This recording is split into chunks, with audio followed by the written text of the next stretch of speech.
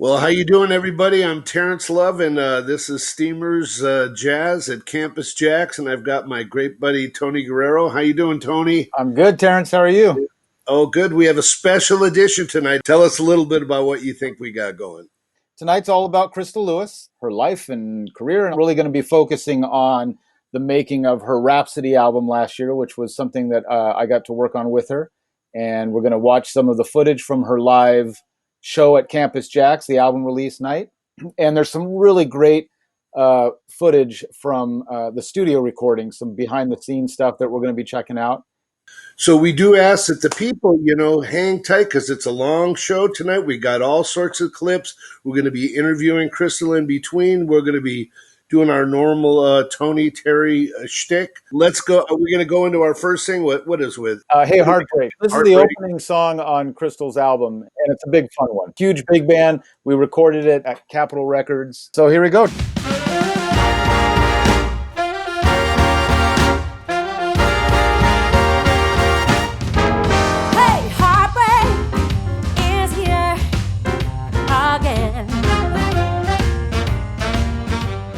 Hey Heartbreak is a song envisioning heartbreak as a human and a very inconsiderate human, that someone who kind of barges in and makes themselves right at home in spite of the fact that you're saying, excuse me, no, I don't want you here, I don't need this in my life, because my experience has been that heartbreak can be fairly debilitating, and that it can kind of take you out and make you feel things that you don't want to really feel.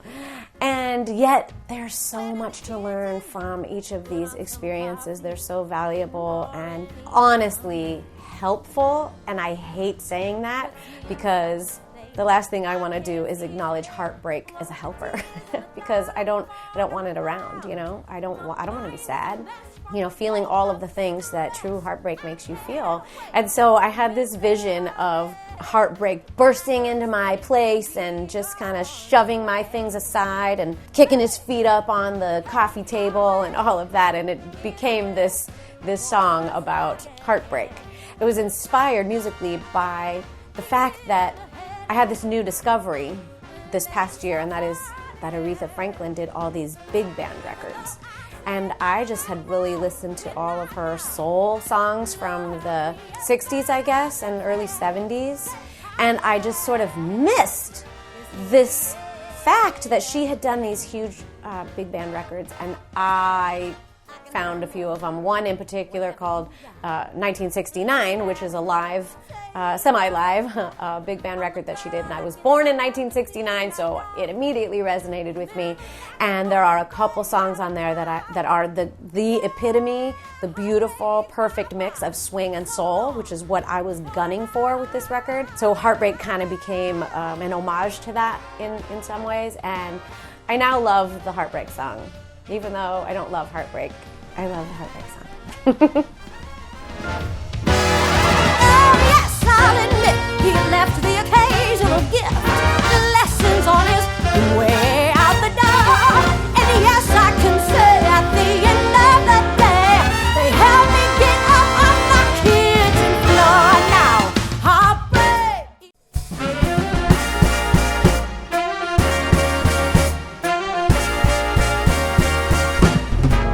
Hey, heartbreak is here again. He went ahead and let himself find it. Even though I said no, we're not now, nor have we ever been friends. Say, heartbreak is here again. He came in and made himself right at home.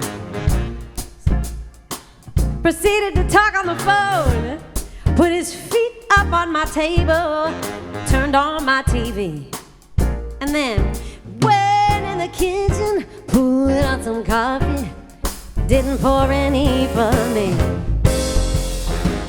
Puts me in such a state I can't see straight. What with the fear and the doubt and the fog and the clouds. My mind is a mess from the weight of the stress. I can't wait for Mr. Heartbreak to pack up his things and be on his way.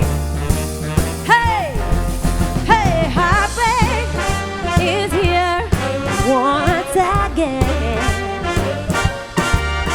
Hey, went ahead and let him talk right on in. Even though I said, no, no, no, no, we're not now, nor have we ever been friends. Take Heartbreak is here again. See, I can handle whatever you got.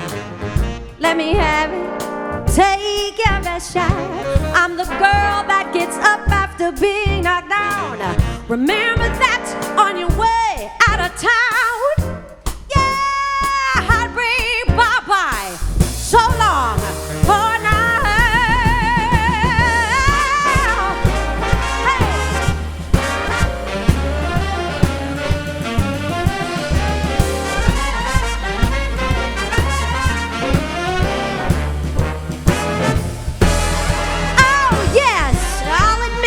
He left the occasional gift, lessons on his way out the door.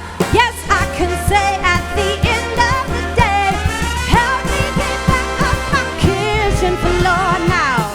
Heartbreak is gone, oh, but he'll be back again. It's inevitable, though I could not tell you when.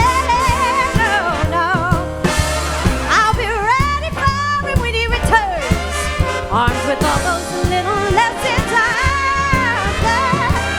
Heartbreak is gone, but he'll be back again. Hey, Heartbreak is here once again. Yeah, he went ahead and let himself right on in.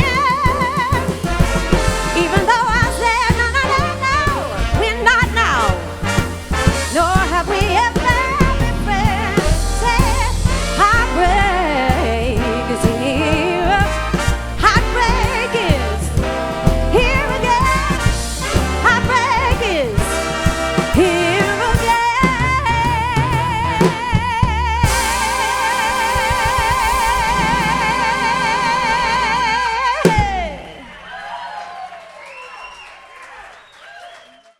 Maybe I ignored the obvious signs, but you can't blame a girl for trying.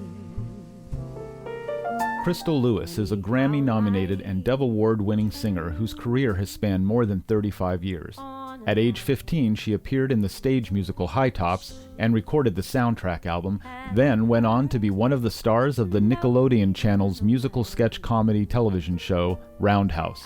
Her own band at the time, Wild Blue Yonder, helped her earn the attention of the musical community, and at age 17 she was signed to Frontline Records for her first solo album. Her solo career garnered her multiple hit records and #1 songs in the Christian pop and R&B markets, leading to world tours and multiple stadium appearances. Her singing has inspired a whole generation of singers, and multi-platinum artists like Katy Perry and Tori Kelly, among others, have cited Crystal as their main singing influence. 2019 saw Crystal Lewis's first foray into the original jazz market with the release of her album Rhapsody. Please welcome Crystal Lewis to Steamer's Jazz at JAX. Man, that's good stuff, huh? Yep. Welcome, Crystal. Hey, Crystal. Hi. We have Crystal Lewis with us from inside her piano. Yes. That's great. She's sheltered. Well, that looked like a lot of fun over there at Capitol Records, huh?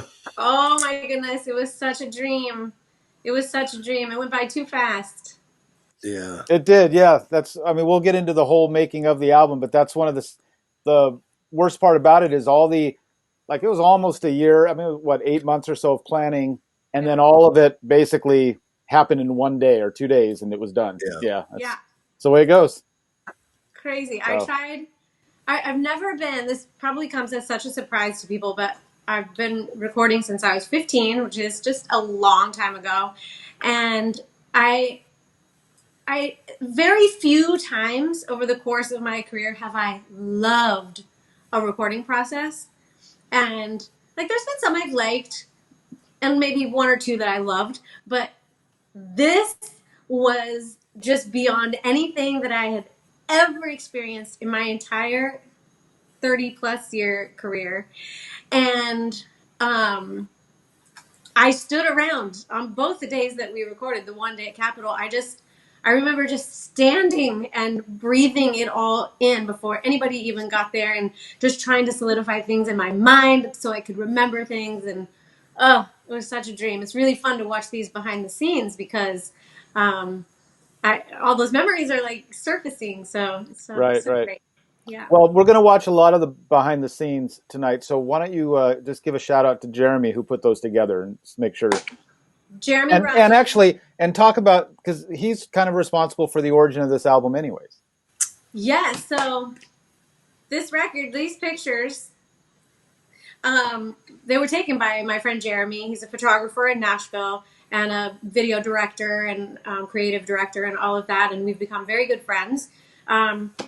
I've told this story so many times, and it's probably in one of the videos that'll happen later, but when he took these pictures, I immediately texted Tony and said, I want to make a record that sounds the way these pictures look.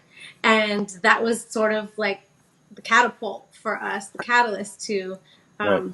But some of the songs had already been started and were in varying states of, progress or whatever. But when it came time to actually record everything, Jeremy came out and he set up GoPros, and he brought my brother-in-law Mike came, and they just captured everything.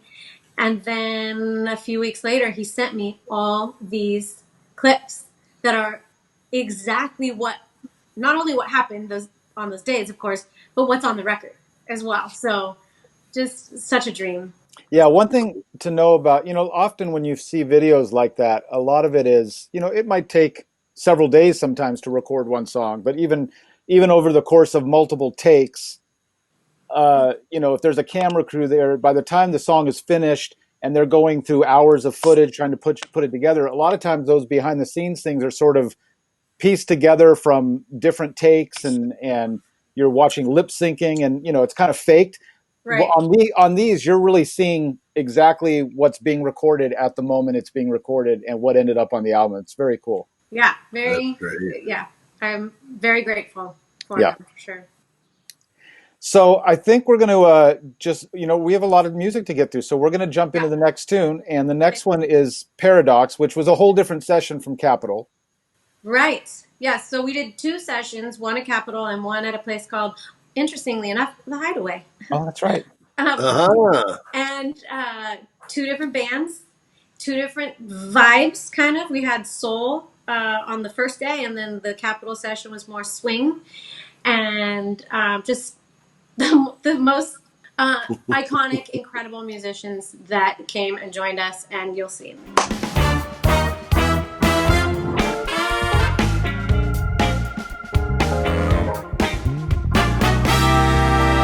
I'm as right as I am wrong. Paradox is a song that is probably the most autobiographical song I have ever written. I'm as juicy as I am lean. It initially started as just a poem that I wrote, just something in my journal that I was feeling, and I just wrote it down, and it was very, very honest.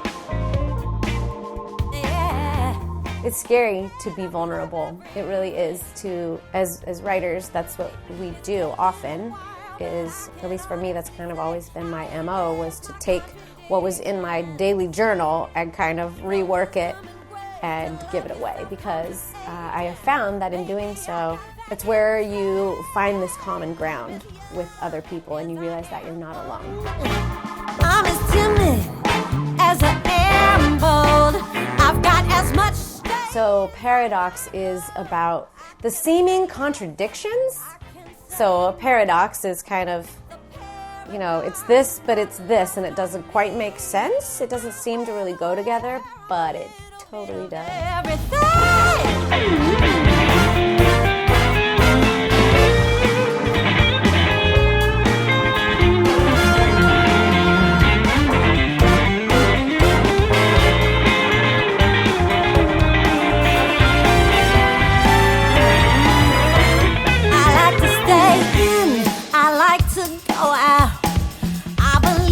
As often as I doubt I can be alone, I play well with others, a bit like my dad, a lot like my mother. So I began to see these things in myself that I felt lost sometimes, but I also felt found. And I would find myself really doubting beliefs I'd held all my life, but then at the same time I found myself truly in a state of believing. And I began to see that that was just entirely true from top to bottom of my soul. I'm quiet, I'm loud. I'm an introvert, I'm an extrovert. There's a little bit of everything. I'm a little bit of everything. And though that seems like a contradiction, and though that's sometimes really hard to understand, it is that both and that completely makes me who I am. So yeah, I hope other people can relate to that, because that is just the plain truth.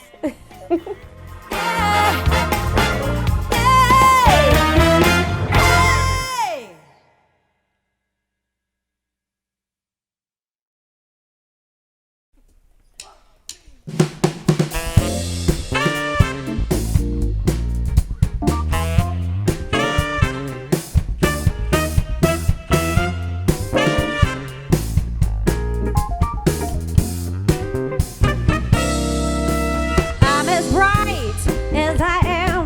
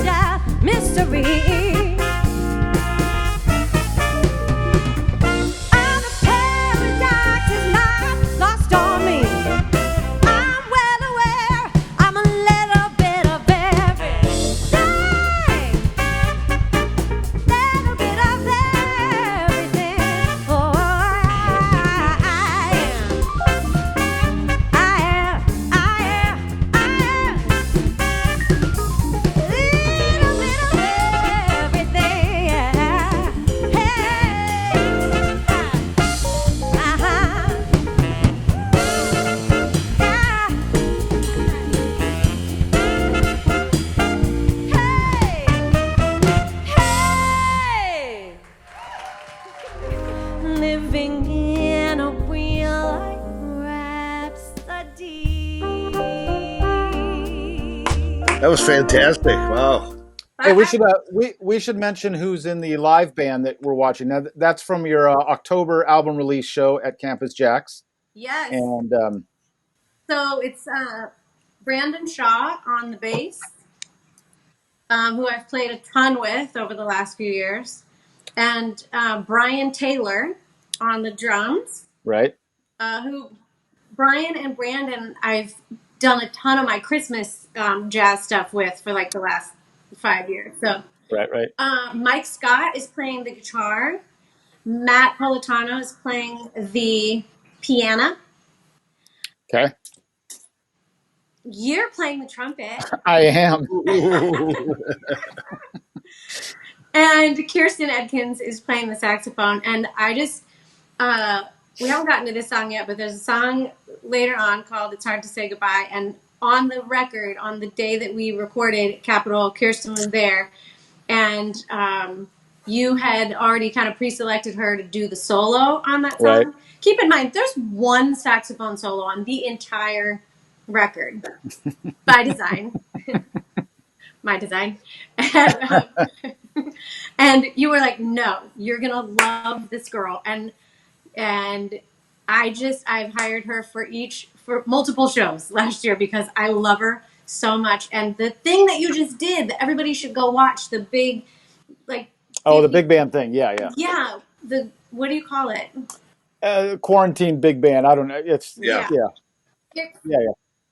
Oh my God. Maybe we'll show it later. So cool. And Kirsten kills on that song too, by the way. So anyway, that's the band.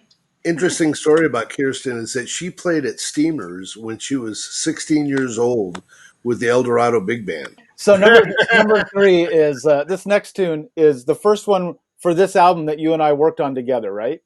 Let Me Love You. Let Me Love You. I think maybe you should call me was first. Oh, you're right. Yeah, but this one was very specifically this genre and looking towards this style of music, right? Yes, definitely. And I was very I had a little bit of trepidation. I'm going to keep using these words that I'm not sure are correct. Okay. Coming to the studio and saying, here's my idea. Because this is like so much more your wheelhouse than mine in the past. And it was just so much fun to kind of, pull it apart and put it together. Yeah, that's fun. So this is Let Me Love You, and we'll watch the behind the scenes, and then we'll watch the live performance from Campus JAX.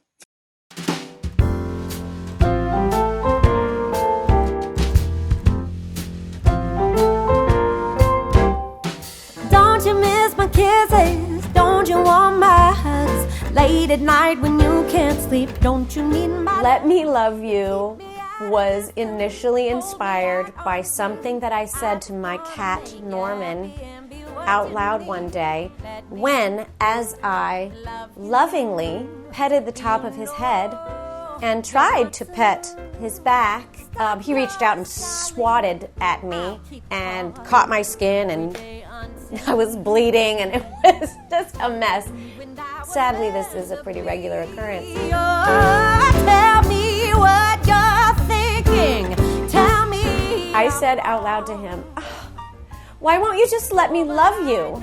And I couldn't get that phrase out of my head. And as I went on one of my walks, probably later that day, the idea of that becoming a song kind of came to mind, and I started kind of fleshing that out. And it was one of the fastest songs I think that I wrote for the record because it just was so fun and felt so easy. And the idea of chasing someone, and saying, hey, I know that you need this.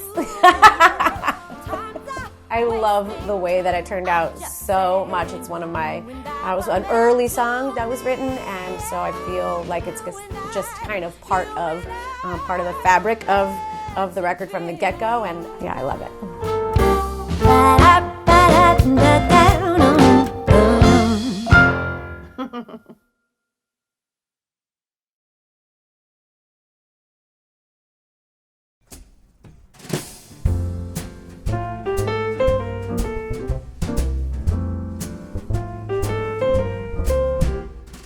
Don't you miss my kisses? Don't you want my hugs late at night when you can't sleep? Don't you need my love? You keep me at a distance, hold me at arm's length. I just wanna make you happy and be what you need. Let me love you. You know you want to. Stop your stalling. I'll keep calling every day until you see. Let me love you. You know I want to. Times are wasting. I'm just saying, you and I were meant to be. I'm holding on for dear life. You keep letting go. I tried for you when you push me out when I get close. Seems as though I'm chasing you, trying to catch up. So don't let me hold your hand. What are you afraid of? Let me love you. You know I want to. Stop your stalling. I'll keep calling every day until you see. Let me love you. You know I want to. Time's not wasting. I'm just saying, you and I were meant to be. Oh, tell me what you're thinking. Tell me I'm wrong. Oh, but I know that I'm still your favorite song.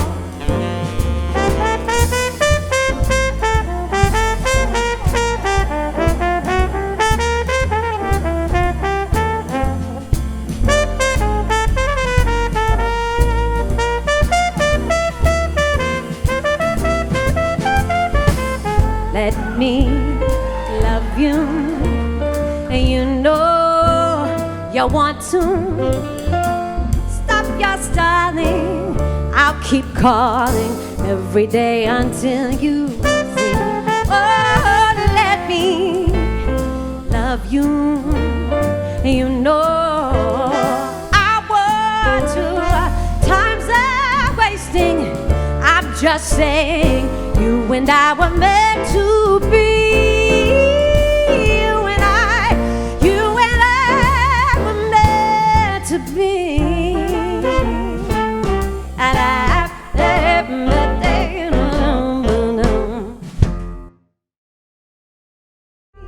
And living in a real life rhapsody. We're Good back. stuff, huh? Good stuff. So fun. Yeah. I was going to. Why don't we talk a little bit about Tony Nunez, because we just saw you dancing in that clip, and for the people who saw the big band video that we posted, you saw Tony dancing there, and he's going to be on our Steamers Jazz at Jax this Sunday night. He's going to teach the dance he did in that video. But why don't you tell everybody who Tony is? Gosh, I love it. So I met Tony through a mutual friend, and I was looking for someone to do this with me. And my friend introduced me to Tony, and he didn't know who I was at all. And we got into the studio, and can you hear me?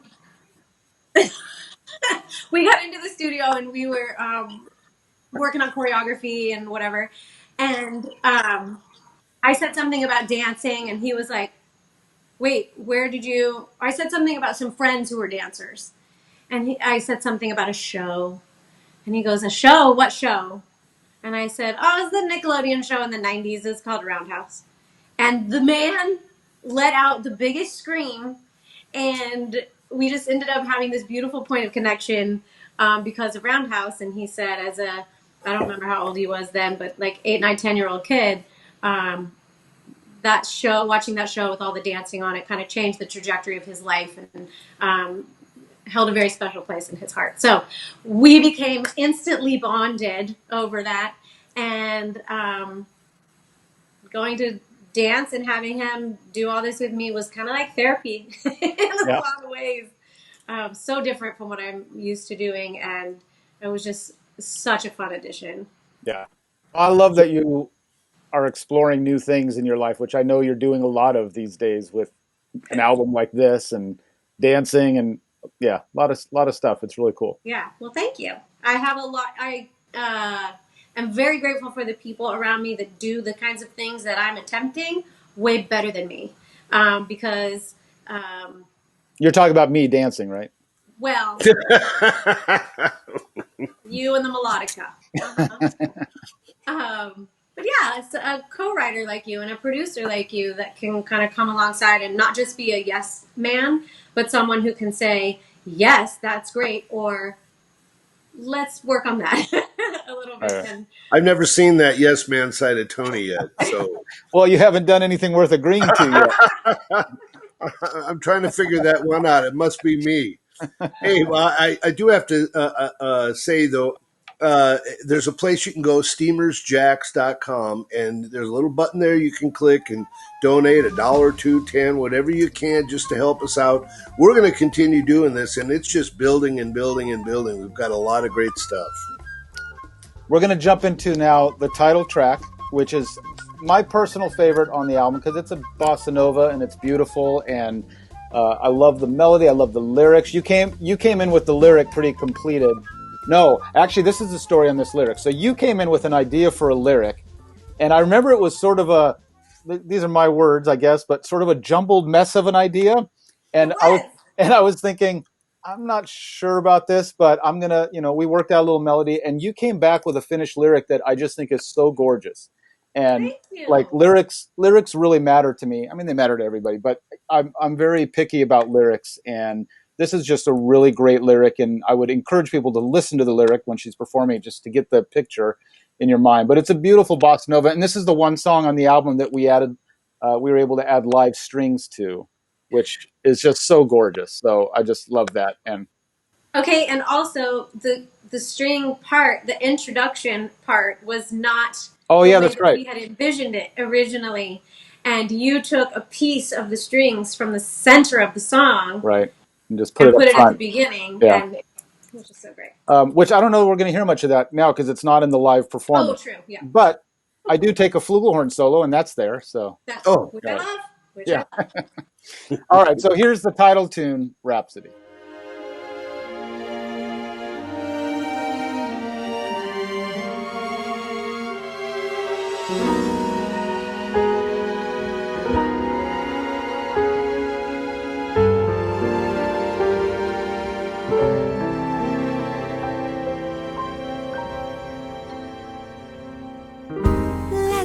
Rhapsody, the title track of the album, is really just, I think it's a sweet song about being in sync with someone.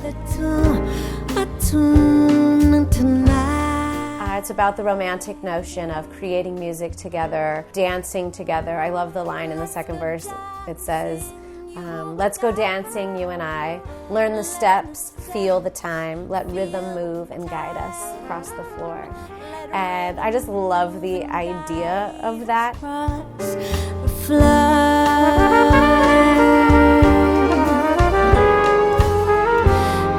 will follow as you lead.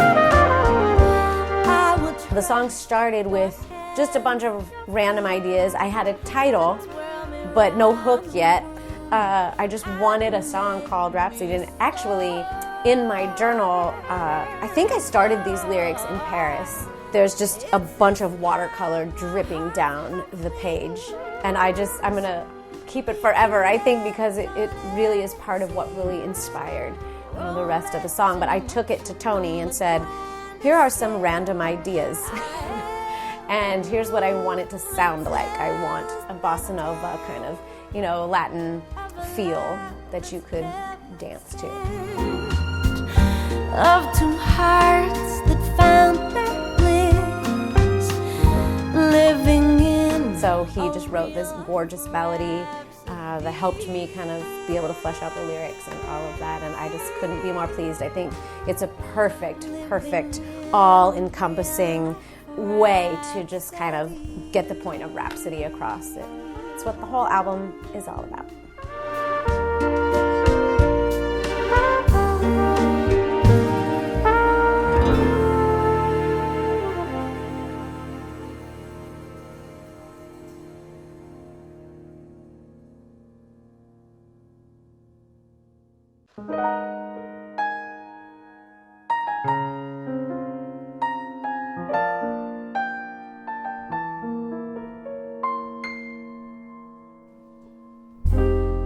Let's make music harmonize, sing in unison, drive the words together to a tune tonight.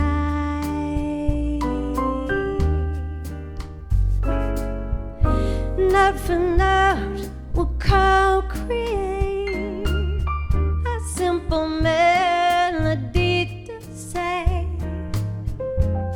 love has come for us, it's here to stay.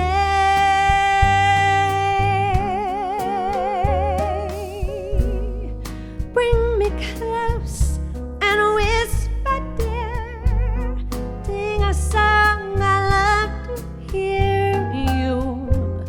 Serenade me unafraid, we'll let our duet tell the story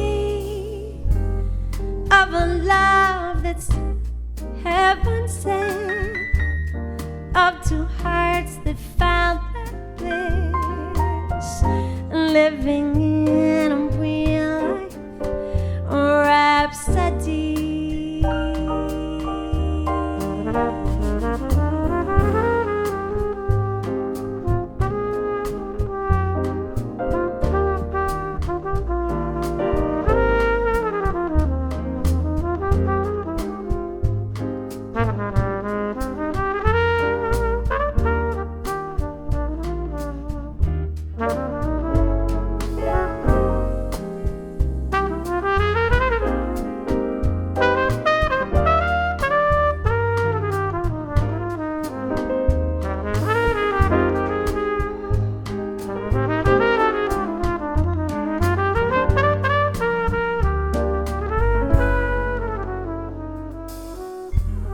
Let's go dancing, you and I, in the steps, feel the time.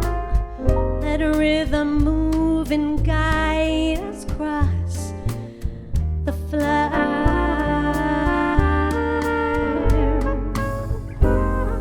I will follow as you lead. I will trust your hands, your feet, to twirl me round the room and make me soar. It's as though our hearts have wings. We can dance on air, it seems. Romance in motion on the grandest scale. Our every movement tells the tale of a love that's heaven sent, of two hearts that found their bliss, living in a real life rhapsody.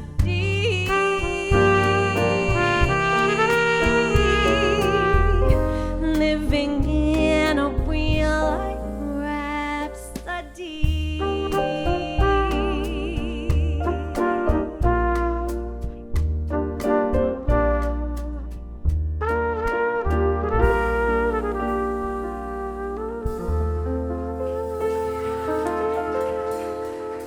Beautiful. Boy, that I love that tune. It's pretty. and great flugelhorn. Yeah, man. solo. Thank you. Oh man. I mean, the dancers are kind of hogging my spotlight, but hey, so you know what I thought we should do now, because a lot of the audience for JAX, Crystal, may not know much of your past life, and and we should talk about that, because I'll just do it in a nutshell without referring to your Wikipedia page. But for those of you who don't know, Crystal had a long career as basically a gospel artist with a bunch of albums out, huge tours and stadiums and #1 hits and Grammy nominations and Dove Award winning stuff, and that's where I knew you from, back when we first met in like 1990 or sometime around there, 91, 92, and I mean, you were huge at that time, and so that's why you wouldn't talk to me. I totally get it, but but I've all got these, some reasons too, but yeah. But all these years, all those years, I just totally was very aware of who you were, and the fact that you were an influence on a ton of great singers out there. Like I rarely run into a studio singer that doesn't cite you as one of their influences, especially if they grew up singing in the church. And then people like Tori Kelly and Katy Perry talk about you as being their favorite. Like you had a pretty great career there for a long time. Then you threw it all away on jazz. What was you thinking? I no, leveled no, up. I no, you. Leveled up. I love this. I love that you have all of that. It would be so easy for you to just keep doing that, and that you wanted to explore something new like this. And it's just so great. And it's such a beautiful project, and I'm so glad you're down this path. So. Well, thank you. I appreciate it so much, and I sure do believe I wouldn't be where I was without all of that. From experience to, well, just experience, I guess. Sure. You know, learning, trial and error, and having some great successes, but also some slip ups and what I would consider to be failures here and there. Right. And you learn from that and Yeah. pick up and keep going. Yeah.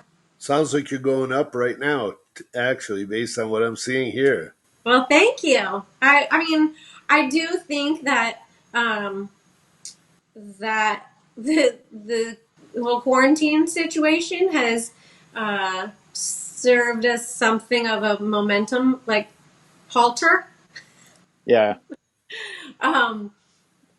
But maybe not. Maybe it's just like, okay, let's regroup, and just press pause. I'm hoping. So. I'm hoping when this ends, it's kind of like our deferred mortgages. Like it just picks up as if nothing ever happened. That's what I'm hoping. I'm with you. I'm hoping that Yeah. as well. So, all right. This next tune is the first one we wrote together, actually, and this is a song that is more on the I guess soul side of the album. And let's talk about these musicians, because the first guy you said you wanted to have on the album was this drummer who, if you're a drummer or if you're a musician, you pretty much are aware that Vinnie Colaiuta is probably one of the world's greatest living drummers, if not the greatest living drummer.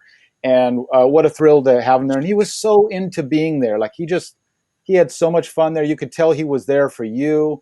And it was such a blast to have him. Well, fun fact, or two fun facts. Number one, I told you earlier about the night that we did this photo shoot, and I immediately texted you and asked about the record. The second person I texted was Vinny, and I just said hi. I hadn't talked to him in like months. We probably connect, once a year or something on social media. But I was able to do that because he actually played on my album Fearless in 2000. So we had kind of developed a rapport and a little friendship over the years, whatever. And so it was such a dream come true to get to work together in this kind of environment under these circumstances. It was amazing. The other guys in the band, my good friend Alex Al, who is I think one of the greatest bass players around, and most people might know him from the movie This Is It, because he was ready to tour with Michael Jackson when Michael died. He was in Michael's band at that time. But he's played with he played with everybody, Diana Ross, and just a huge assortment of people over the years. And he's just the baddest bass player. And I got to, he played on my 1996 album, Mystery. And that whole album, when I listen to it, he's all I hear on it. It's just, he's so great. And then Adam Hawley played guitar, who's a guy I've really only known a couple years. And he's great. I mean, this is such a great band on these tunes, the soul side of the album. Yeah. And then Clifton Williams, I like this story because I had never heard of or met Clifton Williams, and then you called and said, I just heard a guy. Yeah, I was at a show in LA, and he was the keyboard player, and I literally waited by the backstage door afterward, and he came out, and I was like, I'm one of those people. I'm not a stalker. But do you do session work? And we exchanged numbers, and so yeah, I called. I love that I had a couple ideas of people, and you had a couple ideas of people, and we just kind of merged them together. But you had not heard Clifton, and we walked into the studio that day, and it wasn't this song, it was a song later, but you said when he played the opening line. I was nervous because when you're producing an album, you need to kind of know everything that's going to happen ahead of time. And so to know that these songs were going to be the keyboard was going to be so integral to it. And I have no idea what this guy sounds like, plays like, looks like, acts like, nothing about him. Like this could all go really south. Like he might be great, but totally the wrong guy for this. And from the first tune we pulled out, you'll hear later, but it starts with a keyboard intro, and like literally 2 beats into it, I'm like, oh yeah, this guy's it. So it was a remarkable, kind of weird environment where it was so cohesive, and these guys all the guys fell in. They hadn't heard the demos. We didn't even play them all the demos in their entirety that day. You just gave them charts and we're like, it kind of sounds like this. Yeah, and really what you hear on the record is either first or second takes of of the band playing together, not part by part, just the band playing. Let's count it off and do it, and that's it. So let's just jump into this tune, which is Maybe You Should Call Me, which is a sassy little tune.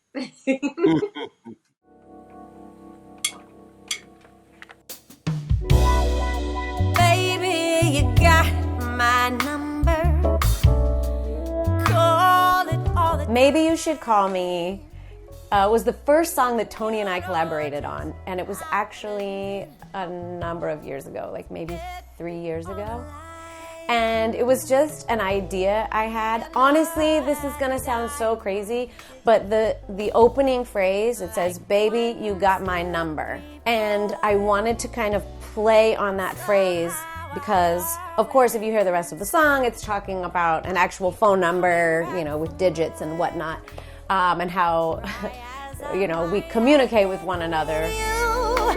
I've tried, so just leave me alone. Baby, put down that phone. Don't want you. Really, it began with the phrase, he's got my number. You know what I mean? Like, he can see right through me today. You kind of know what's going on inside my head right now. And that honestly stemmed from an interaction I had with my horse 10 years ago.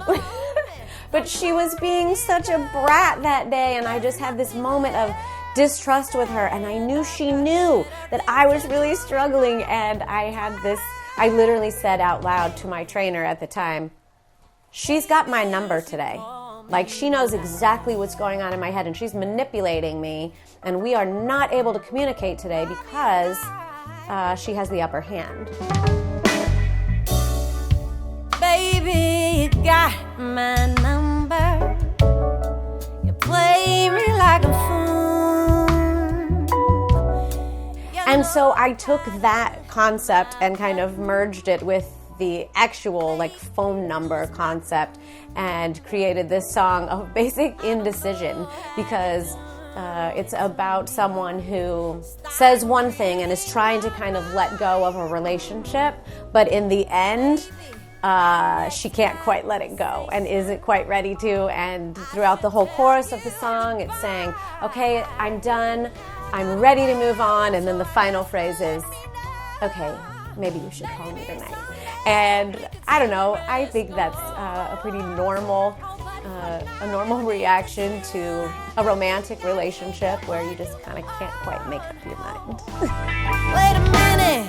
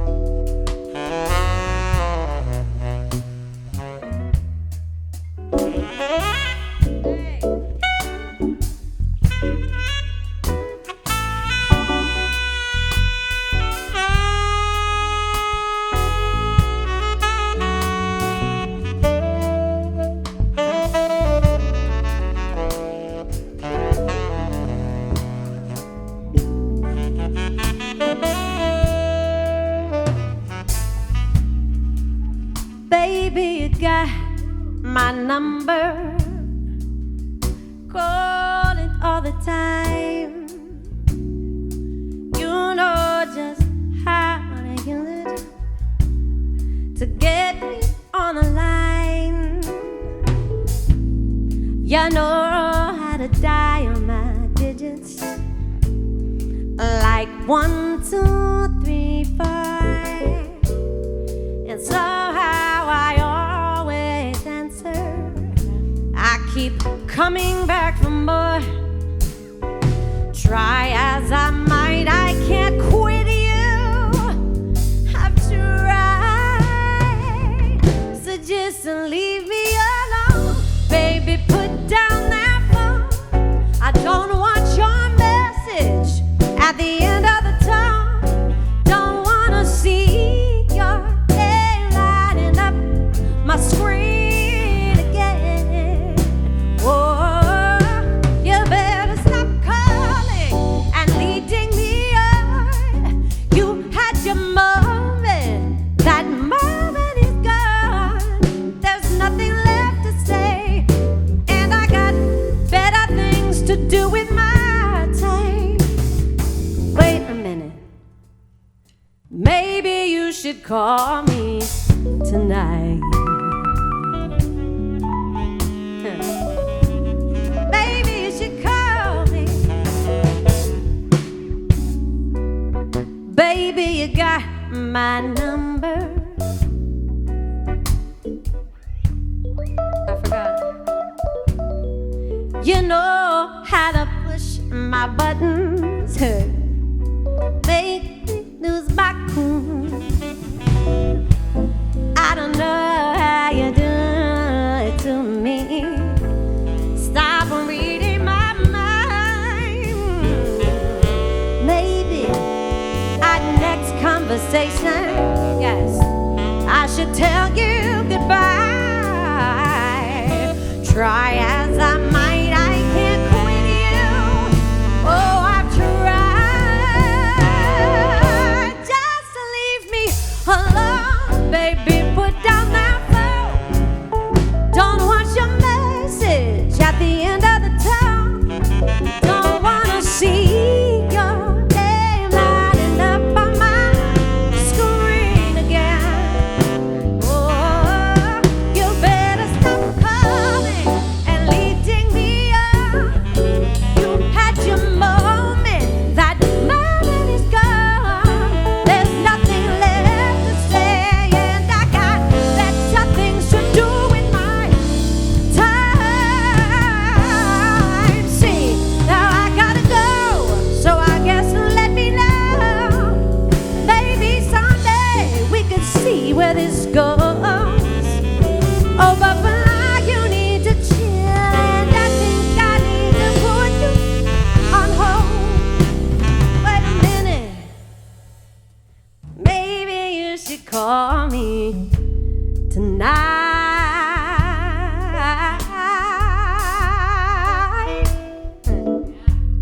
Maybe you should call me tonight. Indecision, the name of the game. Oh, call me tonight.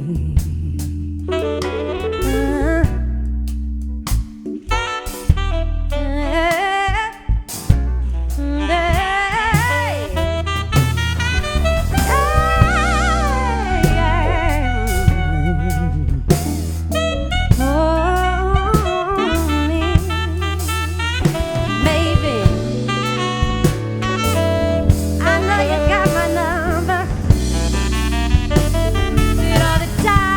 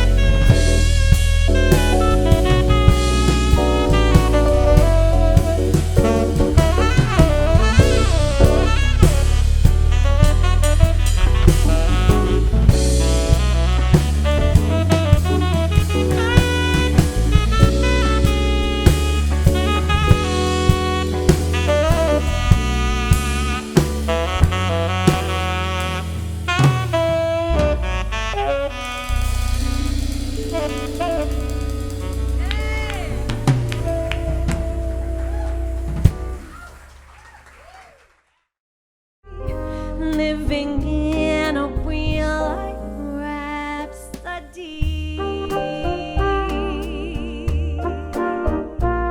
So this next tune, I am very happy that I got to introduce Crystal to this next artist who wrote the song. By the way, two things. This album is all originals except for one song that is an original of somebody else. So it's, kind of still an original. It's an original of a friend of ours.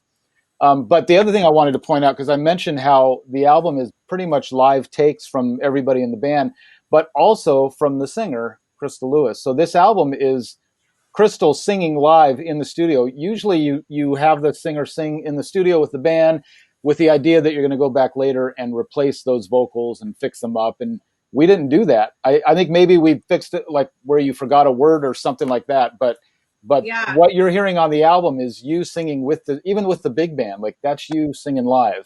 Yes. And what's so funny about that is I remember not being so stressed or nervous about either of the recording days because I just assumed, well, yeah, I'm going to sing along for the experience and so the band can Right. have a reference or whatever. But I'm obviously going to go back and re-sing everything. And we actually did that in the sense that we got together in my studio and we thought, all right, let's start replacing these vocals. And the first one we did was Hey Heartbreak. And we're like, we can't match that. It's like, It just wasn't there. Like the energy of you with the band was so great. Yes. So we just stopped. Yeah. And I love that, especially the Soul Day with Vinny and Alex and Adam and Cliff. It was like the energy that they brought to that space, like just lit me up. And it was a remarkable experience for sure. Well, I was asked by my good friend Robert Kyle to play on an album for a singer named Betty Bryant, who is just the greatest. She's 90 years old now, I think, and she sings, she plays piano. She's from that Kansas City school. Like she swings so hard on piano. She's just the greatest, and she writes the greatest songs. She does. And when we were working on this, I had just finished doing arrangements for her album. And I played you this song just to pass the time, just to show you what I was working on. And you fell in love with it. So we decided to record this. Totally. I thought it was an old standard that had just somehow I had missed along the way. And you were like, no, she wrote this. Yeah. And it's been such an insane, beautiful experience to get to know her a little bit over the last couple years and hear her live. And actually, she was at my show. What was that, in January? Right. At Spike Kinney's. She got up. That's right. We got her up to sing. Yeah, that was so great. Oh, if anybody watching this, if you get a chance to see Betty Bryant when all this is over, go see Betty Bryant. Well, I have been reading these things, and there are a few questions here. Right. So what do they say? And one says, let's see, Remington Villa. Crystal, what is your favorite song from this album? And then Kristen Rabe said, I was going to ask that. Hi, Remington. I just went to Disneyland with Remington and like half of his family, not just, but like, when was that? 6 months ago or something?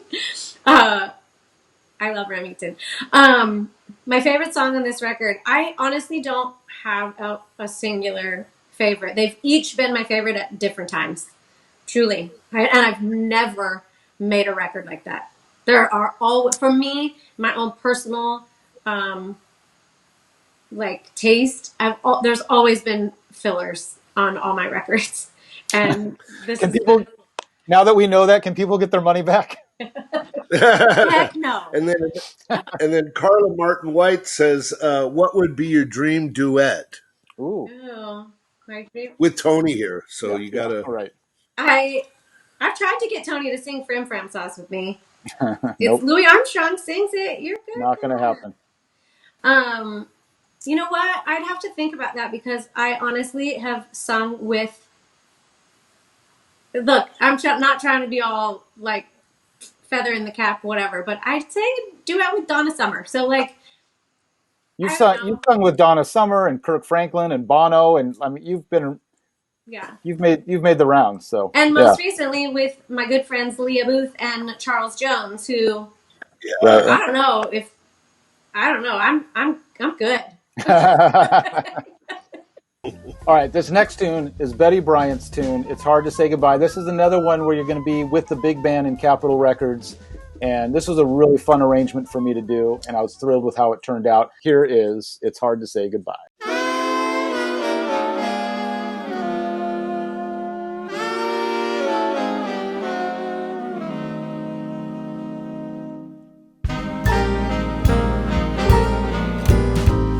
You're the most, you're cinnamon toast. Hard to Say Goodbye is one of the 2 big band songs on the record.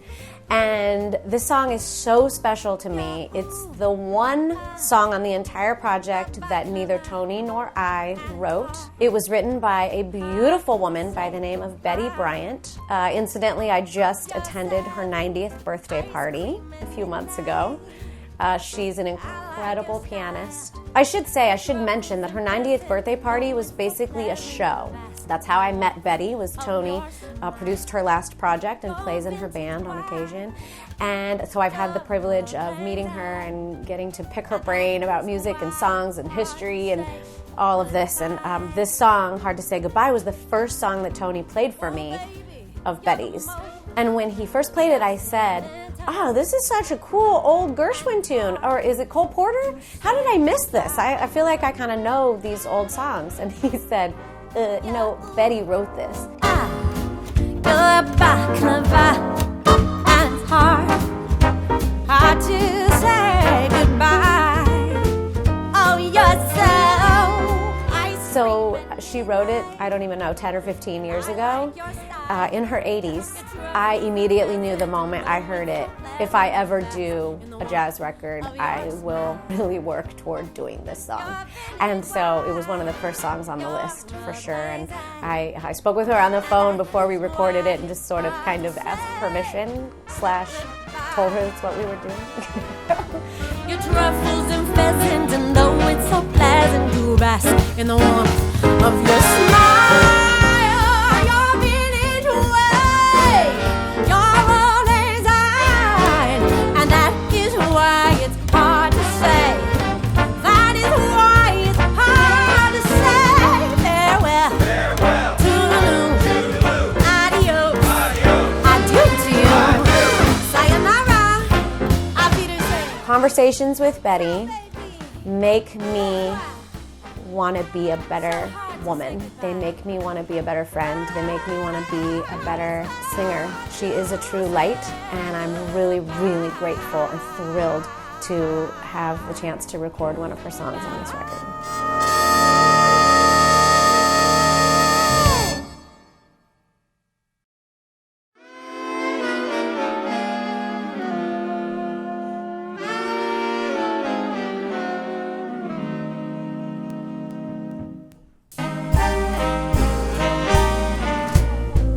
You're the most, yeah, cinnamon toast, and it's hard to say goodbye.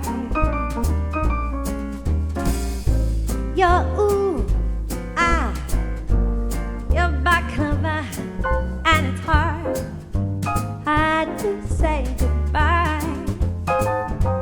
You're so ice cream and midnight. I like your style, your truffles and pheasant, and though it's so pleasant to bask in the warmth of your smile, your vintage wine, your old lang syne, and that is why it's hard to say goodbye. Oh baby, you're the most, you're cinnamon toast, and it's hard to say goodbye.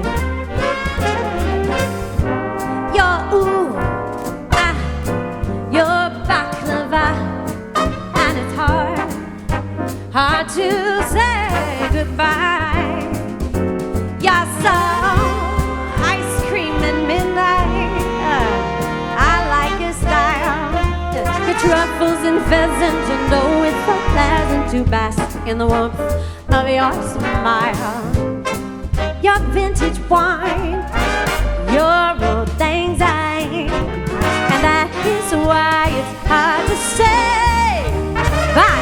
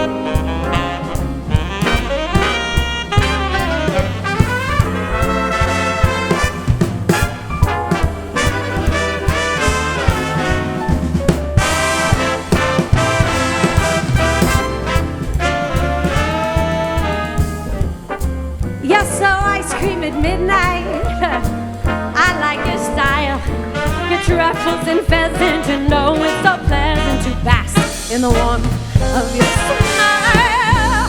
You're finished work, you're all anxiety, and that is why it's hard to say. That is why it's hard to say farewell to the moon. Adios, adieu to you. Sayonara, auf Wiedersehen. Ciao, baby. Au revoir. It's so hard to say goodbye. Hey, it's hard to say goodbye. Bye.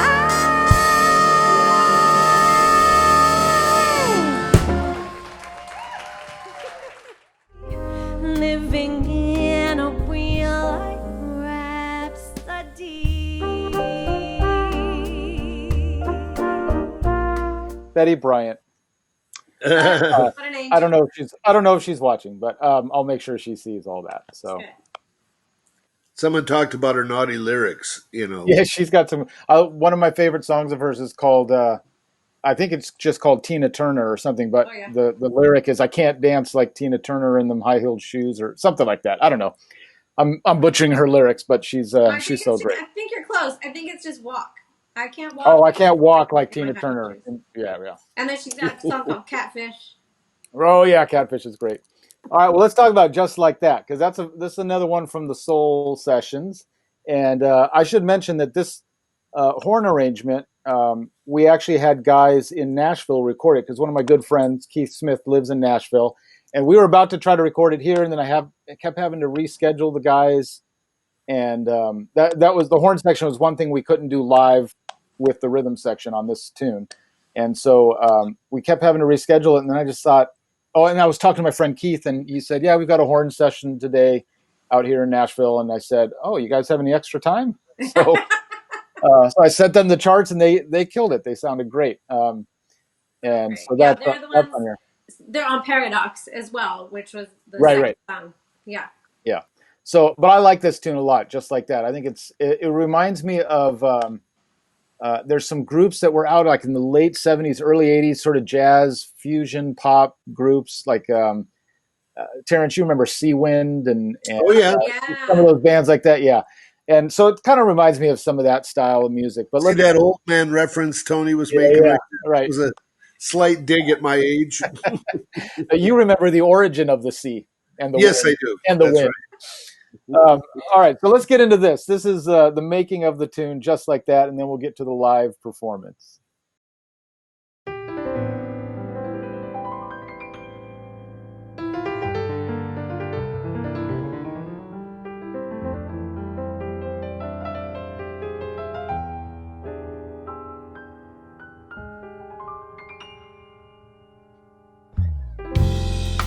You walked in with that smile, that smile, that smile. Just Like That was actually the very first song that I wrote a couple of years ago. I had just begun writing for fun, and that was such a new concept for me. I didn't have a specific project in mind at the time, I just had an idea and kind of ran with it. All tongue-tied, I lost my thoughts inside your eyes, your eyes, your eyes. Oh, just like that. It's basically based on the idea that you know these certain songs, you've got favorite songs in your playlist, maybe even in your history, like songs from high school that bring you back, immediately conjure these very vivid memories. And then you meet, and sometimes they're about a particular person, they're about a particular experience, something specific, but then you meet this new person and you have a new crush on someone. And is it not true that all of a sudden, all of the songs are about this new person? All of a sudden you start listening to the radio and a song comes on and you just think, oh yeah, this is about so-and-so, when maybe for the last decade it's been about something else entirely. And I kind of love that idea that each new relationship kind of brings with it this new sense of familiarity but newness. Christmas time feels like sun by sunshine, makes me wonder what. There's a line in the song that says, I can't stop humming these tunes, some of them are familiar, all of them are new in light of you. As a person who is, let's say, no longer in high school, it's nice to know that that new things can kind of still be on the horizon. Sensation, you know the one you get. Oh, our fingers barely brushed, we hadn't even kissed yet. All of a sudden, all the songs.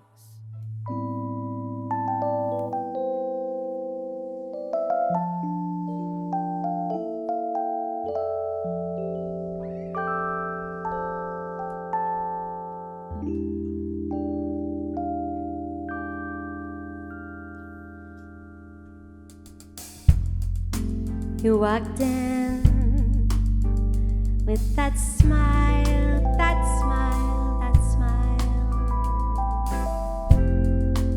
Made me wanna say, do you wanna stay for a while, a while, a while? But instead, all I said was, hi.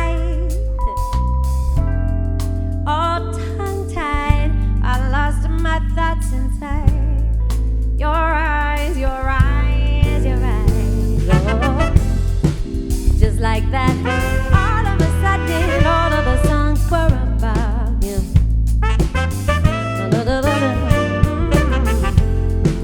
Just like that, all of a sudden, all of the songs were about you.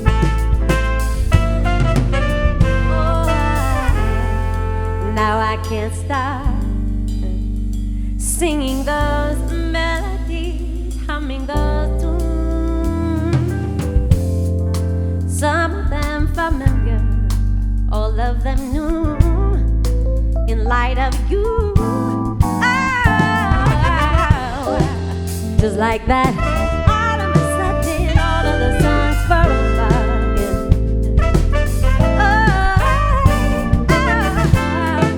Just like that, all of a sudden, all of the songs were about you.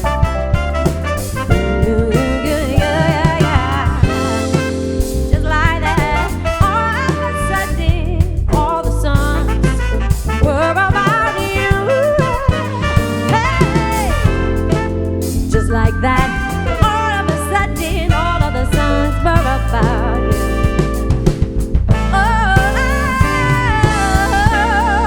Feeling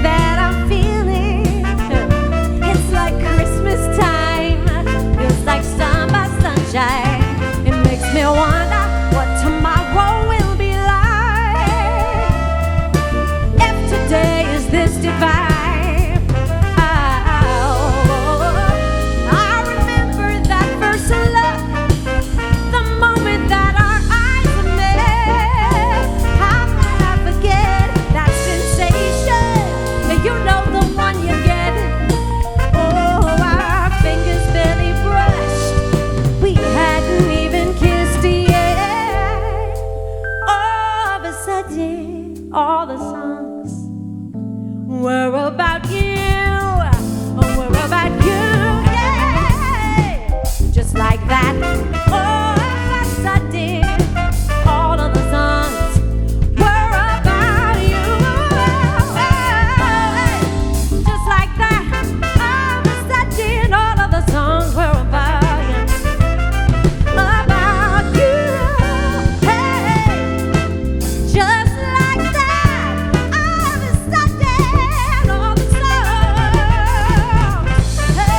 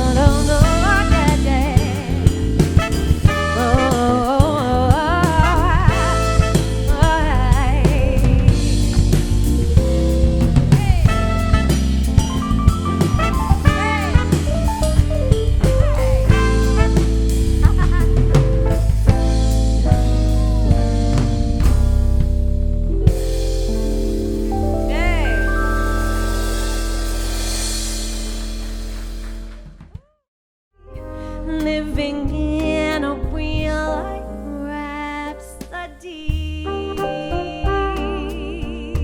When you were in France, you sent me a couple of those memos, like the sounds that you were recording, and I just thought that was very cool. So this is a really great song. I'll let you explain really what it's about, because I don't really know what the title means, but it is, just see if you agree. I think it's very cinematic. It paints such a picture, and I think you'll enjoy it. But I can't even announce the song because I can't say it. How do you say it? Thank you, though. It's called Fée de Beau Rêve, and it means sweet dreams. All right, so let's watch the making of and then the live performance, and we'll be back.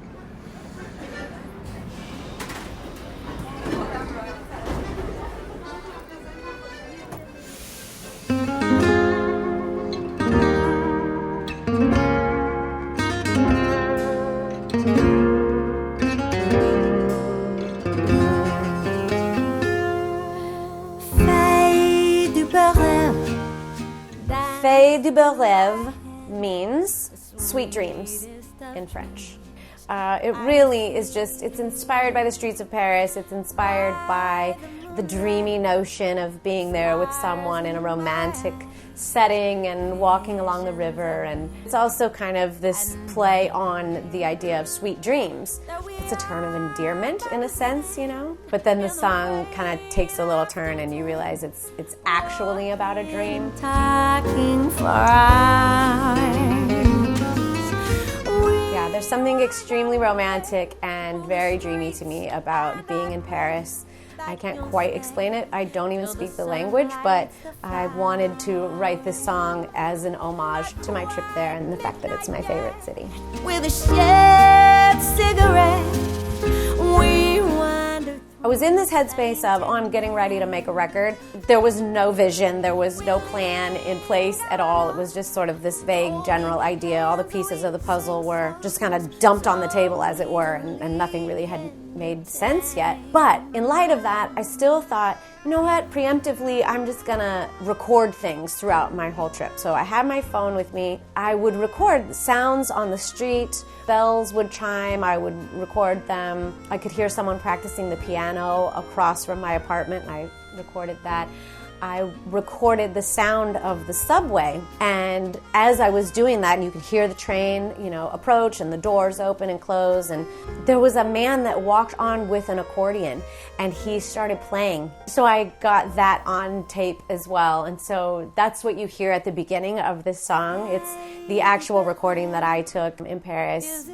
on the subway of this man playing the squeeze box. These visions of you and me.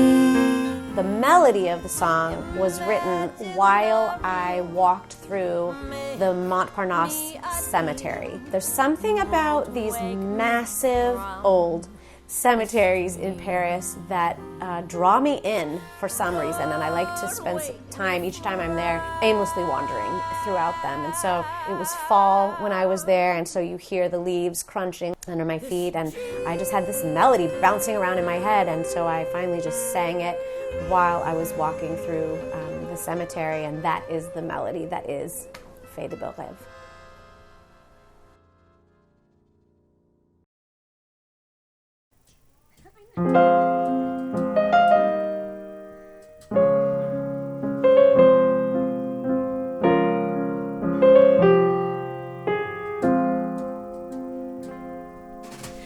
Fée de Beau Rêve, dance in my head, sweetest of dreams I see. By the moonlight, with stars in my eyes, visions of you and me. There we are by the sand, in the rain after 10, walking and talking for hours. We wind our way through the streets, and I pray that you'll stay till the sun lights the flowers. Fée de Beau Rêve, orange, pink, and red, roses and sky agree, all intertwined, at least in my mind, all is as it should be. Not quite midnight yet, with a shared cigarette, we wandered through Saint Germain. We linger alone, holding hands, we sing songs so easily entertained.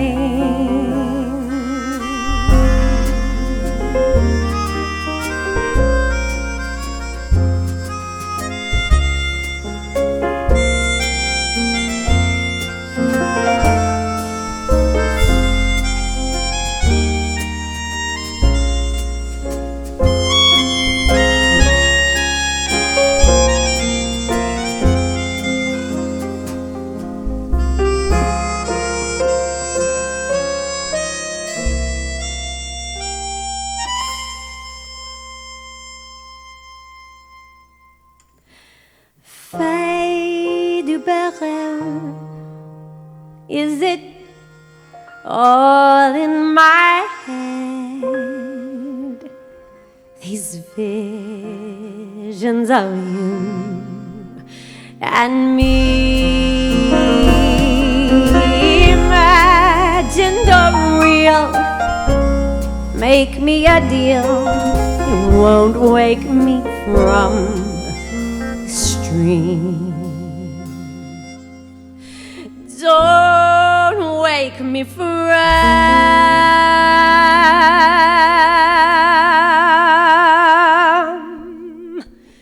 this dream.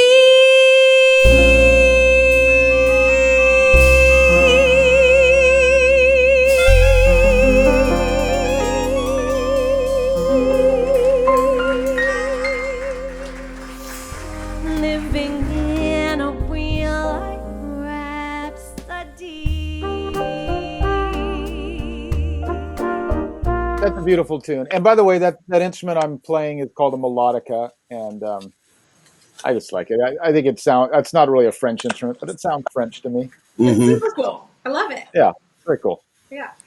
We did have, you mentioned the great Sean Tubbs, who one of the best guitar players around, and he lives in Nashville, and he played on the album version of that. And Sean, he played with you like your whole career, right? Yeah. And then the last 10 years or so, he's been out with Carrie Underwood. Right. And now he's in Nashville. But he's also a great gypsy jazz guitar player. That's why when this tune came up, like, he was just the right guy to call for that. So. And Cool. he's literally played on, I don't want to say. Uh-oh, we lost Crystal. Oh my gosh. Hey, that was. Oh, there she is. Dad, you can't call me right now. He's watching live. He knows this. Anyway, Sean, I couldn't have a record without Sean on it. Yeah. So I was so glad that not only did we get to have him play on it, but it was like so right in his wheelhouse. Right. So that was cool. So the next tune, Mine for a Minute, is the other of my 3 favorite lyrics on this album. I just think, again, just a really beautiful lyric. It's a sad lyric. It's a melancholy tale, but it's a really pretty one. And I was glad that I think we got to a point where we realized we didn't have any really like just straight up ballads on this. So that's where we took this one. Yeah. Yeah. This is the only one, the soul ballad. Yeah. Well, Rhapsody is kind of a ballad, but so let's get into this. We're going to watch the making of Mine for a Minute, and then we're going to see the live performance. The live performance is going to feature Matt Politano on piano, I believe. Is that correct? Great. Yeah.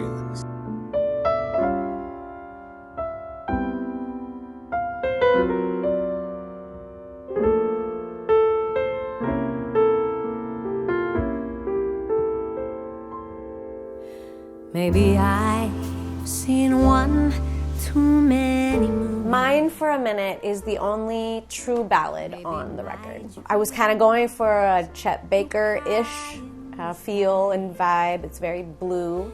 In essence, I guess, on the surface, it's really kind of a sad song because it's about something not working out. It's about being headed in a specific direction with a specific trajectory, and then all of a sudden there being this roadblock and everything changing and you not knowing what on earth to do with that. Yet, the fact that you can be so grateful for something even though it ends. Like a wrench in the wheel of a paradigm. Like I believe, I'll probably poorly paraphrase this, but I believe it was Dr. Seuss who said, "Don't be sad that it's over, but be happy that it happened." I think there's healing and hope in that, the realization that you can move forward and move on in your life and know that you get to take these memories with you, that something truly beautiful happened in your life because of this particular relationship or experience. I can say I was yours, you were mine for a minute.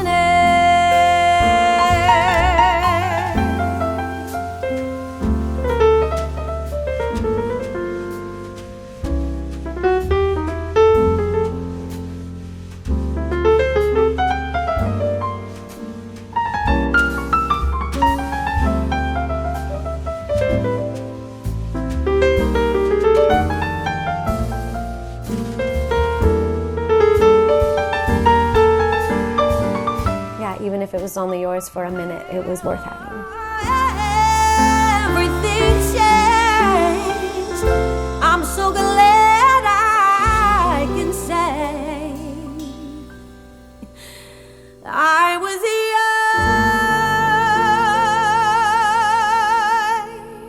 yours. You were mine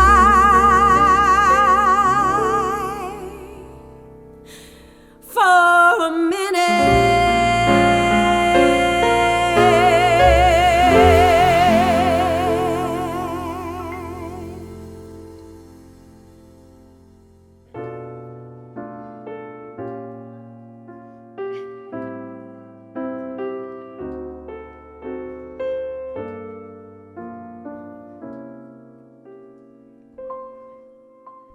Maybe I've seen one too many movies.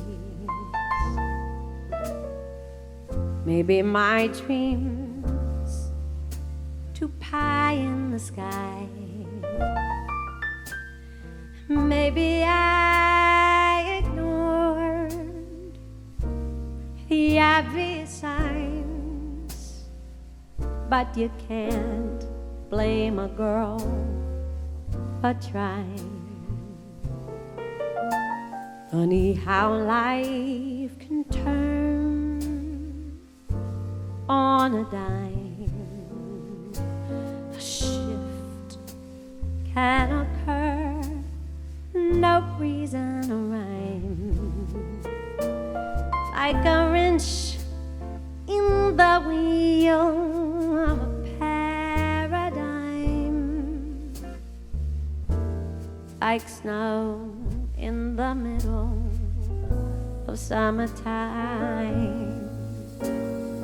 I don't understand, I admit it.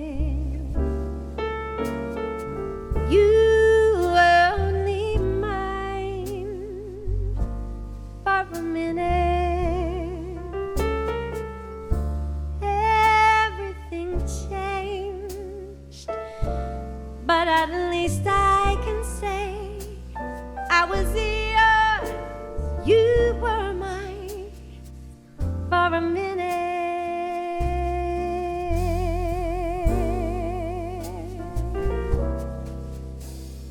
You know my heart was set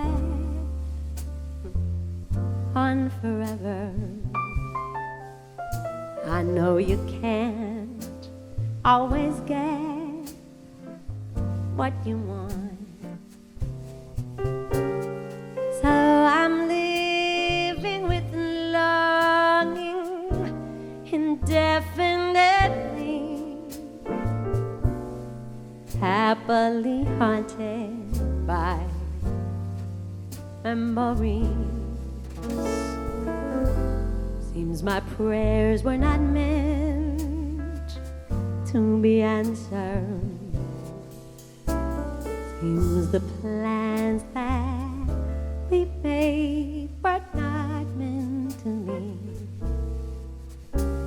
But I can't complain, for the truth is, you see, I don't regret the time you spent with me. I don't understand, I admit it. You were only mine for a minute.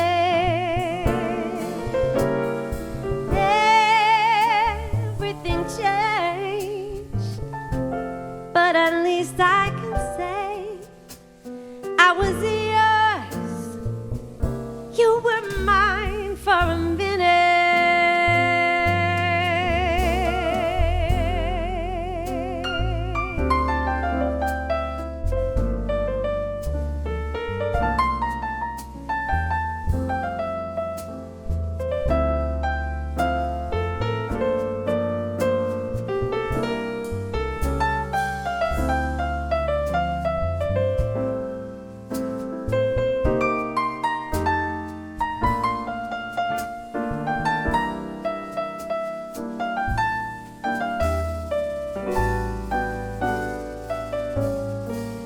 I don't understand, I admit it.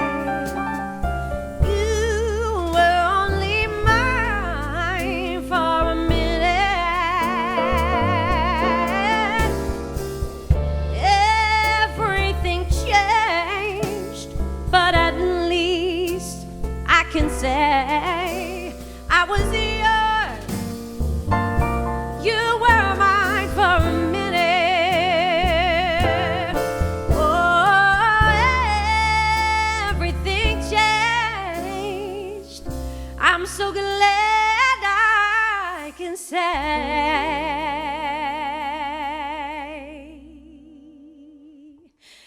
I was yours,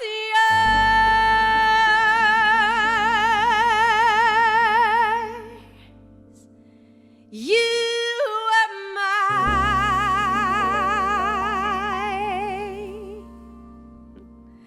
for a minute.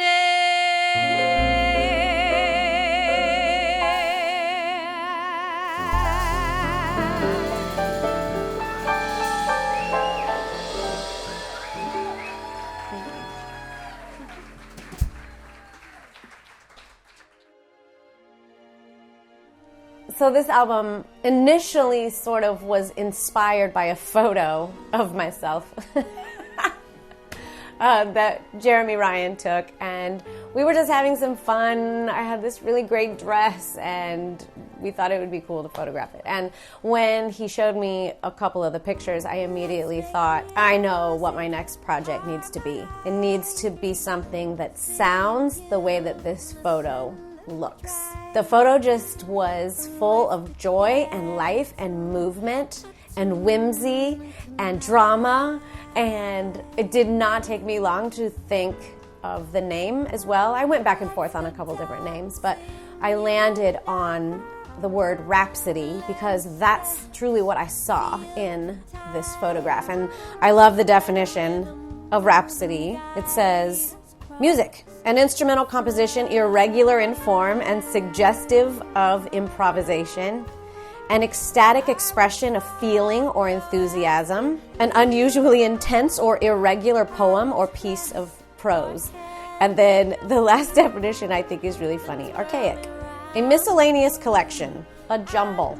And I think that, not to say that this project is a big mess of musical numbers that don't coordinate with each other or that it's not a cohesive collection of songs. It is, in my mind anyways, but it's really a mix of swing and soul, and that was always my goal, was to incorporate both elements of swing, the swing music that I've listened to pretty much my whole life, from Ella Fitzgerald to Billie Holiday, which wasn't as much swing, but Dizzy Gillespie and all of these incredible big band orchestras that I have just fallen in love with over the years. But there's also this soul piece, like Aretha was one of my very earliest influences, and so there's this side of the jazz world that's more soul oriented, and then you've got this swing, and I thought, well, how can we kind of bridge the gap there and make something that's cohesive but that pulls in elements of both? And so voila, Rhapsody was born.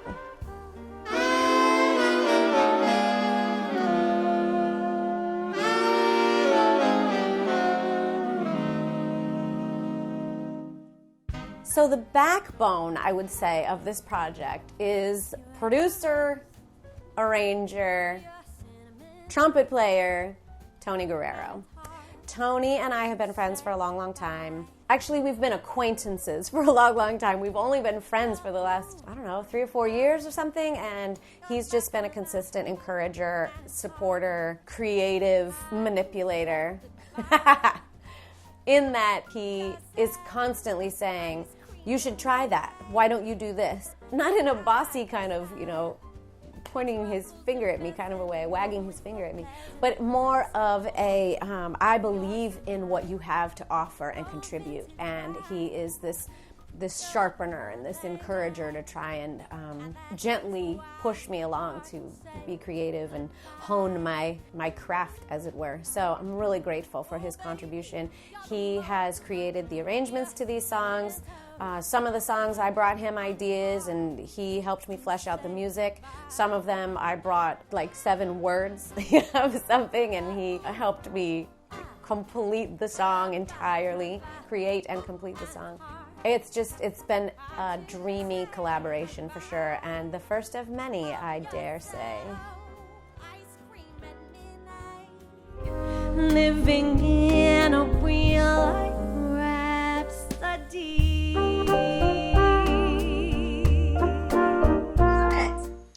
All right, so let's get into now. This is our last song. This is our last song. Now, my only complaint about this song is that, the Betty Bryant tune is kind of its own standalone, but all the rest of the tunes on the album I got to co-write with you, except for this one, which you co-wrote with some hack who happens to be your son. And this is the one everybody keeps saying is their favorite. So I'm feeling a little shut out. What's that, Terence? And that's why it's the finale. Yeah. It's the showstopper. And the truth is, it's a song I wish I'd written because it's a really fantastic song.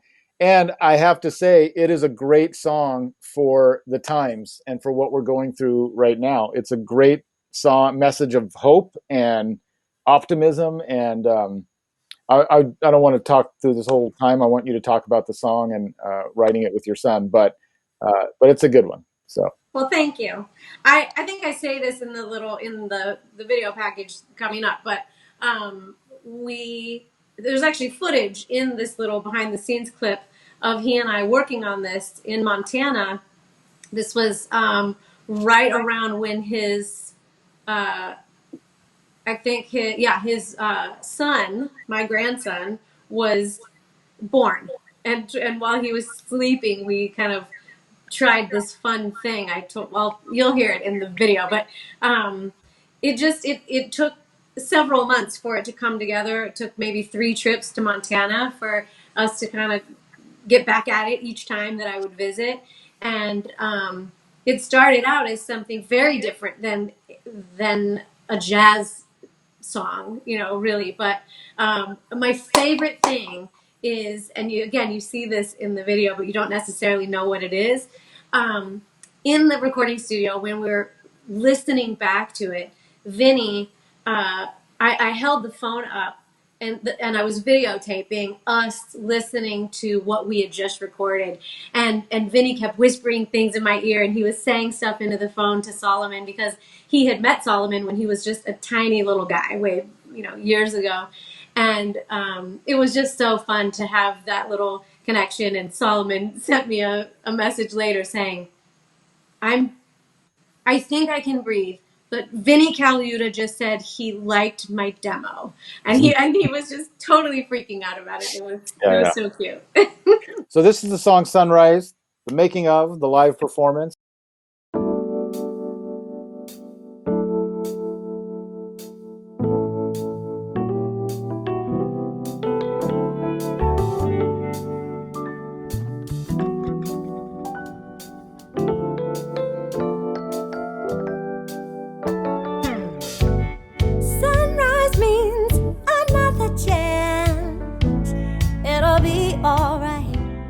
Now, I'm very slow to say that there is one of these songs that is my actual favorite. But I'm going to say it anyways. Sunrise is my favorite because it's a song that I wrote with my son, Solomon. Every time I hear it, and we wrote it way before I had the idea for this project. It was, again, one of these songs that just kind of came out of a creative moment. I am very vocal the moment it comes on. I get very excited still, and I think I always, always will. It'll be alright. Rain or shine, breathe and dance. It'll be alright. Solomon and I set out to do something silly, which was write a song in 7 minutes. I had this idea that I said, I just want to press record on my phone, and I want to see how far we can get in 7 minutes. Let's write a hook, let's write a melody, you create a track, let's go. 7 minutes. So we got started on that. We had so much fun doing that. And the very first time that I looked at my phone, because I didn't set a timer, I didn't set like an alarm to go off in 7 minutes. I just pressed, record. And 22 minutes later, I looked at my phone for the first time and realized, that did not go as planned. But we were so in love at that point with what we'd done that we just kept working on it. And then each time I went back to Montana, we worked on it some more. Hey! Hey! Hey! Sunrise! I love the idea that your life can be headed in a downward direction and you can be experiencing pain, anxiety, hurt, disappointment, all of that. And it's not like all of that goes away overnight. It's not like we have a reset every morning. The moment we wake up, everything's fine. However, I truly, firmly believe that with the rising of the sun, new chances present themselves, new opportunities, the opportunity to be grateful for the fact that you're alive. You have just, another day. Another day means everything. It means another chance. And that is basically what the song says.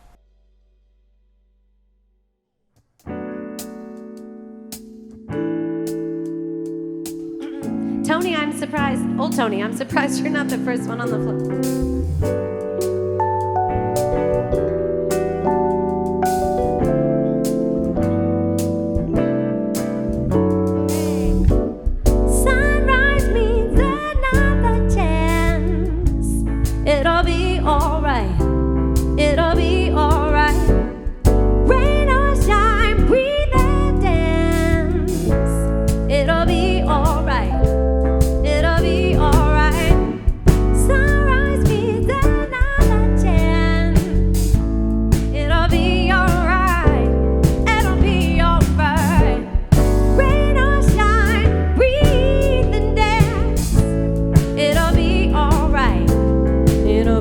alright. Sunshine, I like it, though I don't mind the rain. The gray's okay, okay, I'll take it. Each day brings a new way to make it. Whether you encounter clouds or sunlight, it will be alright. Sunrise means another chance. It'll be alright. It'll be alright. Rain or shine, breathe and dance. It'll be alright. It'll be alright. Sometimes at night it gets so dark, though. I know that moon will light it. One glance at that glow, I am reminded. Whether you encounter clouds or sunlight, it will be alright. Sunrise means that chance. It'll be alright. It'll be alright. Rain or shine, breathe and dance. Oh, it'll be alright. It'll be alright. Sunrise means another chance. It'll be alright. It'll be alright. Rain or shine, breathe and dance. It'll be alright.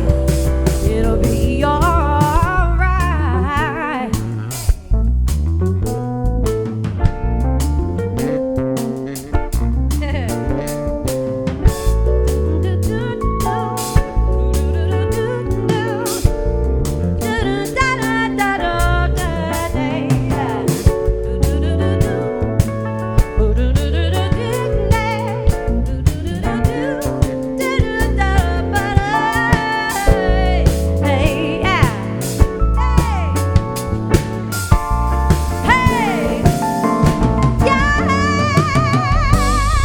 Sunrise means another chance.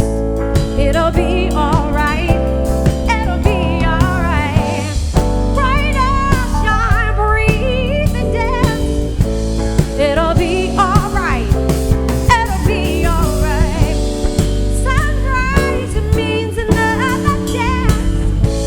It'll be alright. It'll be alright. Rain or shine, breathe and dance. It'll be alright. It'll be alright.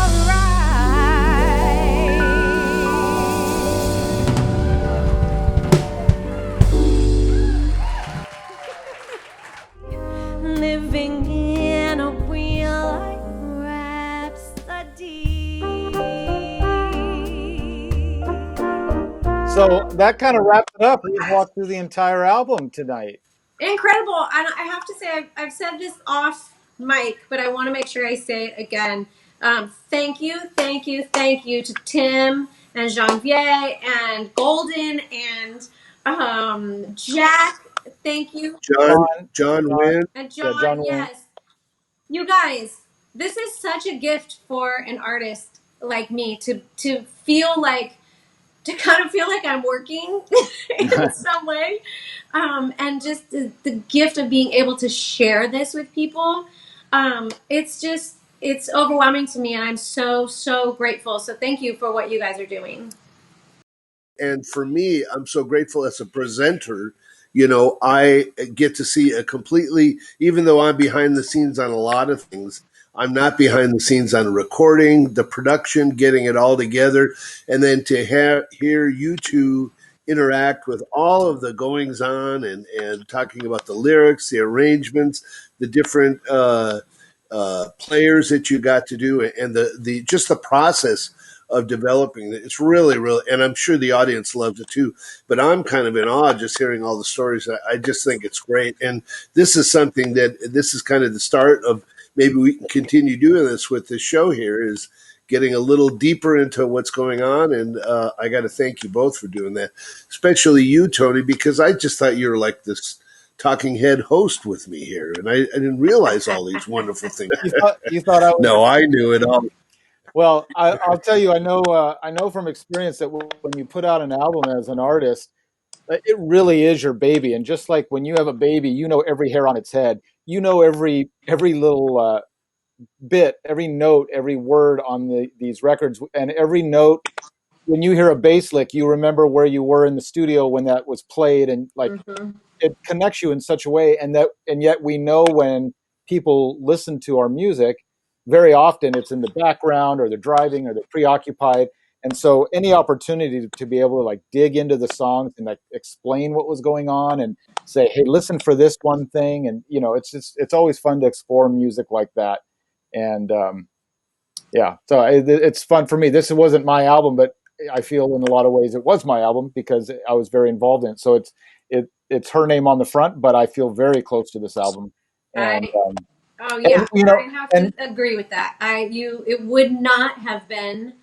It wouldn't be what it is without your involvement, for sure. So listen, we're gonna wrap it up. Terence, why don't you talk some business real quick before we say goodbye? We're gonna close out with a fun video. I do want to thank all the people behind producing these things. First and foremost, I want to thank the artists. You know, Crystal, thank you so much for being here. We love you, and we look forward to so much in the future with you here and at Steamers Jazz at Campus JAX. Tony, of course, like I said, you know, you see him here, and for those of you who aren't that familiar, and I doubt if people aren't, but he's an incredible person, producer, composer, trumpet player, flugelhorn player, and just a great guy. And, you know, I really thank that. But there was Tim Ellis, who you don't see. He's our producer in the background, the showrunner, who's the one that's helping us. We see him all times during this live broadcast. Jean-Vier Vargas, John Wynn, and, of course, Jack Jasper, the main owner at Campus JAX, the guy that's there. And we're hoping that you guys continue to donate and help us along with this. Go to steamersjax.com where you can give us a little stuff going. And you all got to promise us that you're going to come to Campus JAX as soon as we open this up. As soon as we're able to do that, because we want to keep the thing going. Yeah. Right. And I think that's it. I've said enough. Well, I'll say that part of the impetus with this little song we're about to close out with, some of you saw us post it. We debuted it last Sunday, and we posted it over during the week. And you know, it's 22 different musicians who got together remotely. Everybody recorded at home, and we put this song together. And it was a fun thing to do musically, and just to pull it off. A nice way to pass some quarantine time, but also. Even though it's a fun, happy little song, there's a little lyrical section in there that just talks about how, you know, everybody's jumping at JAX. And we know that JAX, like every place else, is quiet right now, but we know it's going to be hopping again. And I think it's really special that the team at JAX, Jack and Tim and everybody is doing so much to keep this community together, the jazz community together and the music community. They're not just doing this jazz show. They've also got some other shows going on during the week, streaming. And it's just such a big thing for the artists and for the audience to be able to connect still. And so we're very grateful for that. And we do hope, like you said, that you'll be joining us back when it is actually jumping at JAX and not just jumping because of JAX. Any final words, Crystal? We love you. I'm so grateful again and can't wait to be with you guys in person at JAX. Yeah, it's going to be great.